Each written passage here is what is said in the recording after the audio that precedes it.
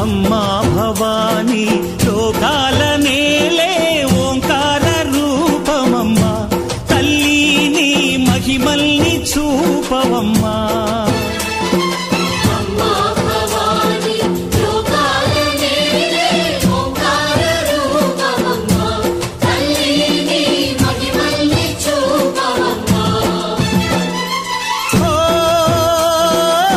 సృష్టికే దీపమా, శక్తికే మూలమా, సింహరథమే నీదమ్మా. అమ్మ దుర్గమ్మ భక్తులను దీవించుమా.